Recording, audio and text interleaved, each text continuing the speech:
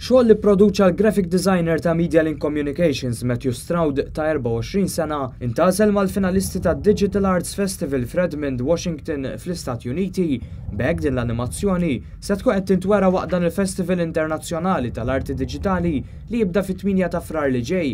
Festival li jagħti opportunità lill-artisti professjonali u aspiranti li jesabixxu x-xogħol tagħhom f'kompetizzjonijiet, workshops u taħdidiet. L-animazzjoni li produċa Matthew li ħaditlu madwar 3 xhur xogħol li ġib l-isem ta' Dark Places u tifforma parti mill-istudji tiegħu għal Masters in 2D Computer Animation fl-Università ta' Bournemouth fl-Ingilterra. It was a really big surprise. After I finished my student film, I had sent it out to different festivals and where I could.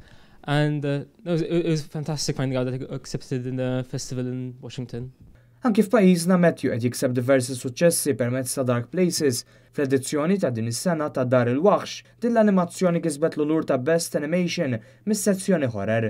Matthew jispjegalna minn fejn beda l-interess tiegħu fl-animazzjoni. I've been a massive advocate of film since I was a little kid. But animation, I think it was around secondary school when I started doing like small flash animations and I kind of got hooked. Imma Dark Places mhix l-uniku proġett li wettaq Matthew u li bih kiseb suċċess. Is-sena li għaddiet Zombies Like Us, animazzjoni oħra li hu krea flimkien ma' 3 studenti oħra rebħet l-onuri fl-Isle of Man Film Festival.